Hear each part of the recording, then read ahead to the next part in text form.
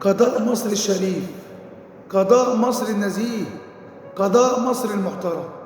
لو عاوز تعرف الحكاية اتفرج معايا على الفيديو ده وبعد كده ارجع لك تاني. انت ادهم؟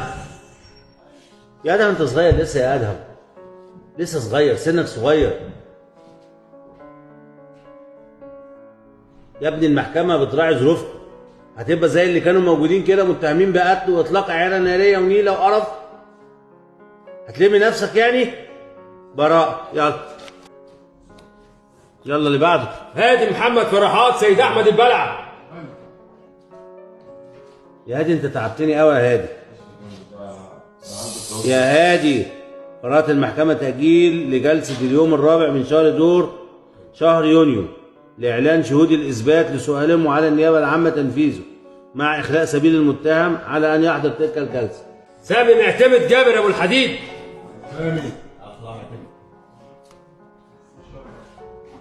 يا سامي خليك محترم يا سامي، ماشي؟ براء. اظن كلكم شفتوا الفيديو طبعا، وشفتوا المستشار محي الدين اسماعيل من انظف واطهر واشرف وانزه مستشار في مجلس الدوله او في الجنايات عامه. شفتوا طبعا طريقته وهو بيتعامل مع المتهمين، وشفتوا طبعا طريقته وهو بينطق الحكم ويبقى عنده رأفة. شفتوا طبعا القاضي وإنسانيته ووفائه وقلبه الطيب وقلبه الطاهر اللي بيتعامل مع المتهمين. أشرف وأطهر وأنزه قاضي شفته في مصر كلها المستشار محي الدين إسماعيل. نرفع لك القبعة والله احتراما لك وإجلالا لك وتقديرا لك. إنسانيته باينة جدا في الفيديو، احترامه باين جدا في الفيديو، نزاهته باين جدا في الفيديو، طيبة قلبه وتقديره وروحه وضمير القاضي واحترامه وعلاقته بربنا كويسة. وشفتوا قد ايه بيبقى قلبه على قلب المتهم، ان بيبقى نفسه حتى المتهم دي يكون انسان كويس ويكون انسان شريف وما تعملش حاجة غلط تاني. اطهر واشرف وانقى مستشار انا شفته في حياتي المستشار محي الدين اسماعيل. ربنا يجازيك خير وربنا يسترها معاك وربنا يوفقك واجعل ده في ميزان حسناتك. إنسانية ما شفناش بعد كده، إنسانية بجد بجد بجد بجد. قضاء مصر نزيه، قضاء مصر محترم، قضاء مصر شريف، شريف لأبعد الحدود. شفتوا بيتعامل مع المتهمين ازاي؟ شفتوا بيكلمهم ازاي؟ شفتوا بيبقى قلب عليهم ازاي؟ دي لو قال لي يدل على إنسانية هذا القاضي، على ضميره الحي، على علاقته بربنا كويسة، على انه انسان كويس ومحترم جدا وطيب جدا وقلبه طاهر جدا.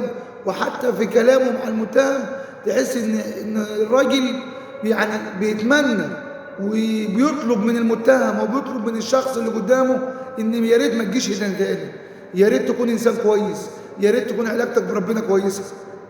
بيخاطب المتهمين كانهم اخواته صغارين. كنت زمان بنسال سؤال لبعض الناس فبنقول لهم ضمير القاضي موجود، روح القاضي موجوده، كنت بلاقي صمت. يعني كان في بيقول لي في روح القاضي موجوده، والتاني بيقول لا الادله والمستندات هي دليل الادانه او دليل الافراج او دليل البراءه. لكن لما شفت المستشار محي الدين اسماعيل لقيت فعلا روح القاضي موجوده، ولقيت فعلا انسانيه القاضي موجوده.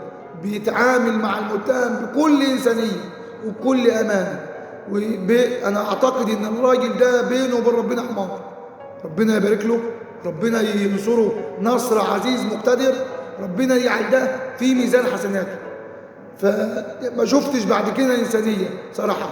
اللي يشوف الفيديو بجد بجد يعني ويسمعه مره واثنين وثلاثه هلاقي ان فعلا انسانيه ما شفتهاش بعد كده.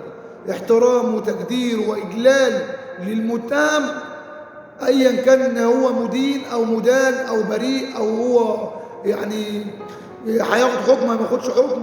انتوا شفتوا الفيديو وبجد بجد بجد ربنا يجازيه خير.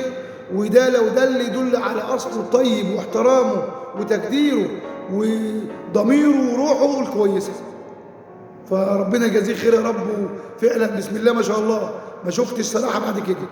يعني قضاة مصر النزهاء وقاضي مصر الشريف فعلا شكرا. المستشار محي الدين اسماعيل، شكرا بجد شكرا بجد شكرا بجد. والله العظيم ما شفت بعد كده صراحة. يعني تحية وتقدير مرة تانية لأطهر وأشرف وأنزه قاضي أتيته مصر، المستشار الجليل محي الدين اسماعيل. لما شفت الفيديو اندهشت والله، سمعته مرة واثنين وثلاثة برضه لقيت فيديو صحيح منتشر. الفيديو ده على السوشيال ميديا كلها، ومنتشر على اليوتيوب، ومنتشر على الفيسبوك عامة. بيتعامل مع المتهم كأن أخوه الصغير بينصحه نصيحة أب لابنه، نصيحة أخ أكبر لأخ أصغر. فبجد ما شفتش بعد كده صراحة احترام وإجلال وتقدير ونزاهة، وإنسان فاضل جدا نحسبه على خير ولا زكيه على الله. أنا مش هطول عليكم، بس الفيديو بجد يعني اندهشت من صراحة واحترام وإجلال وتقدير المستشار محي الدين اسماعيل. ربنا يوفقك في حياتك، وربنا يجعل ده في ميزان حسناتك، وأسأل الله العظيم رب العرش العظيم أن ينصرك، وأن يجعل هذا في ميزان حسناتك تؤجر به في الدنيا قبل الآخرة. ومش هطول عليكم، والسلام عليكم ورحمة الله وبركاته.